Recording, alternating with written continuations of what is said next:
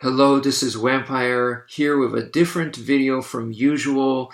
I'm going to do my top 10 favorite Star Wars action figures from the Power of the Force line, which will also include Power of the Force 2, Shadows of the Empire, which I really like. The reason why I'm even doing this video to begin with is because some people really hate on the Power of the Force line simply because a lot of the action figures were very buff looking. They were like steroid versions of themselves. They were like crossbred with He-Man, Masters of the Universe or something. It was a very dynamic look. When they were brought in, I guess it was like, hey, Star Wars is coming back, so let's bring them back bigger, bolder than ever. I can see someone making that decision, and then they went with that. So for some people, that is a huge minus. For me, that is the exact appeal, because if not, I might as well be doing a top 10 Star Wars action figures from some other line. Why Power of the Force? The reason is because I like this look, and I'm here to show my support. Okay, so in this video, I'm just going to talk about primarily my number 10 choice. So it's just, that's it. I'm not going to go into number 9, 8, 7, 6, just my number 10. And this, for number 10, I was choosing between the heroes. The heroes are going to rank the lowest for me just because that's how I roll. I kind of like the villains better. So that's just how I've been. So between the heroes, the first one that comes to mind, of course, is Luke Skywalker, and there's many renditions of Luke. And normally I would never even consider Farm Boy Luke. Farm Boy Luke in his farmer's outfit, Space Farmer, I wouldn't even consider. However, in Power of the Force, he's all jacked up looking, so that's awesome.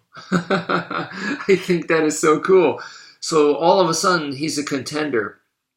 And then there's a bunch of other Lukes, of course, and one that really came to mind was, of course, Luke in Stormtrooper disguise. How cool is that, right? How awesome.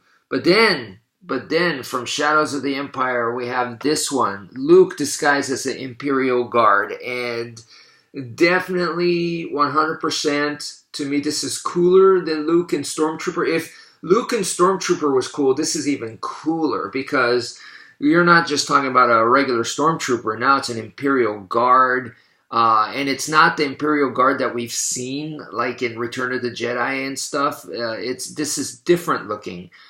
It has a darker red color. I mean, it's like Luke in battle armor. How could you not like it? The only thing that was missing from this was he had a weird weapon that was like a staff, some kind of staff, but if you wanted him to have a lightsaber, well, you could easily give him a lightsaber, so that's not a problem. He did come with a mask and everything. Very cool outfit. How could you not like this one? So to me, this is my personally favorite Luke out of this. Once again, Power of the Force 2, Shadows of the Empire. Definitely had to go with this Luke. Now next, of course, Han Solo, right? That's number 2 that comes to mind. And while there's a bunch of different Han Solos, I had to go with Han Solo in Carbonite. And even then, there's Han Solo in Carbonite. There's different versions of it. I went with this one, because it looks good. The Carbonite thing, the gimmick, they made some with different gimmicks, and some of the other gimmicks might be better or whatever. But overall, like look how good this looks right here. You can just portray this like so. And then the back, the gimmick is, let me show you guys. There's Han, good old Han, stuck right there. There's a little clasp in the middle to grab him by the waist and secure him there. And it's a simple gimmick. To me, that's why I like it. It's nice and simple, and it works. It's nothing complex. It's nothing like a tomb that encloses him. It's nothing huge. It just works with the figure or without the figure. My only teeny tiny gripe, if I had to give a gripe, was that when you take him out, and it's just a plain old Han, no, nothing special there. But as you can see, his elbows are popping out a little bit. I wish it didn't, but whatever, right? But the clasps stick out just a tiny bit too. So when you lay this thing down, it doesn't lay flat just because the clasps stick out in the middle there. And, you want your carbonite slab to lay flat. Maybe I'm being just way too nitpicky, but that's kind of like what I wanted to do, is just I want to lay it down freaking flat, and you can't do this with this one. So that's my only tiny gripe. Other than that, like I said, the gimmick is simple, which I like. It works. I like that. The design of this carbonite slab with Han in it looks really, really good. So yeah, this is a really good one. And the figure is basic and simple, and he works too. So this is good. This is a really good one. So the next one, there's a bunch of other characters too. I'm not going to include 3PO, R2, Chewbacca. But the next one may surprise you. Once again, from Shadows of the Empire, Dash Rendar. He's kind of like a Han Solo, from my understanding, from what I read. A little bit like Han Solo, more Chuck Norris. you look at his weapon that comes down from his backpack, and it's attached that way. It's unique. I definitely like that. Kind of has a Brave Star kind of feel. Very, very cool. Very cool hero looking dude. He's not just like a Rebel Alliance soldier. No, he definitely stands out as someone special. Like this is a unique character. So Dash Rendar, very cool. He also has his own spaceship, which is kind of like a mini Millennium Falcon, which I really, really like the design on it. The look is neat. And yeah, the silver and the blue, man, really, really cool. One small gripe that I have about this figure is the angle of his feet. They want to give him a dynamic pose. I get that, but so if you try to stand him up, it's like he's sticking his crotch like way, way forward, which is, that's kind of funny, super alpha male or whatever. But the problem is, it's a little bit difficult to stand him. So, but I guess that's why a lot of the Star Wars figures, most of them have the peg on the feet. But yeah, it's just a little tiny bit hard to stand him. But that is a small nitpick. Everything else, really like the way he looks. He's definitely a top contender. Yeah, it was difficult to choose. Now, I gotta do this one right here. This, for me, is the worst. So I'm trying to pick the best of the heroes, right? This Obi-Wan is not only probably the worst Obi-Wan, I think it's the worst action figure for the line, and possibly, who knows, for the entire Star Wars action. Maybe that's going too far, but man, this was a really disappointing figure. Now, I like Obi-Wan, and I really, really like freaking translucent figures. This one is proof that just because a figure's translucent doesn't make it cool. Why does this guy fail? I couldn't even really tell you. I don't know what it is.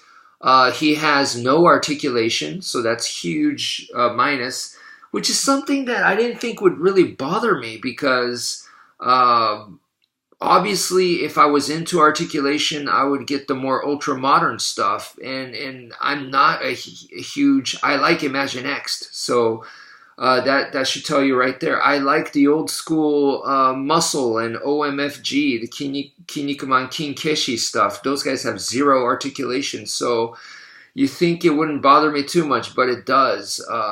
Maybe it's something to do with the pose.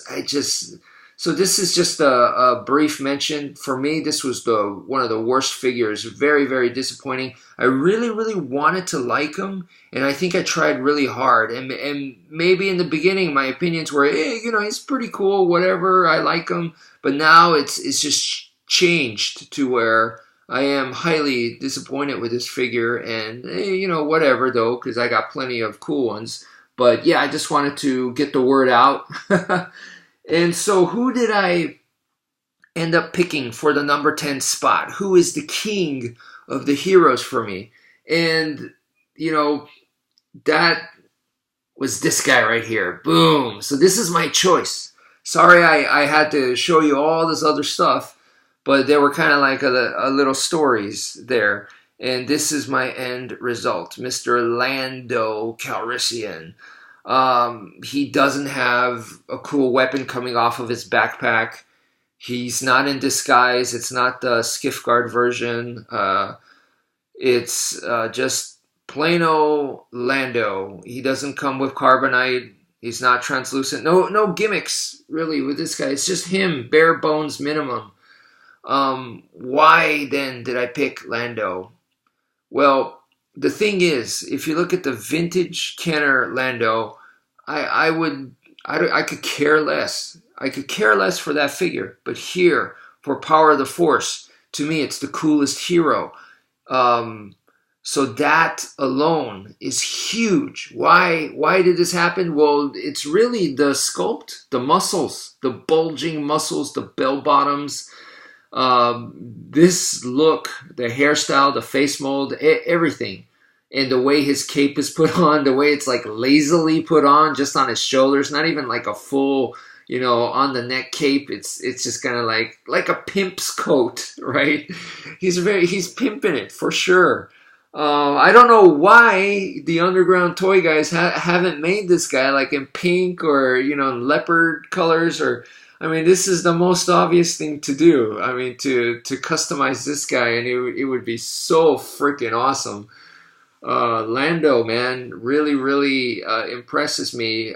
You can see his six-pack. The farm boy Luke in Power of the Force doesn't even have that, you know? So the freaking bulging chest and the biceps and everything, this is why Power of the Force is good to me. This is the Lando where I wouldn't give him a laser blaster. I want to give him, not a lightsaber, I want to give him like a barbarian type sword, you know? This is freaking Lando, the space barbarian.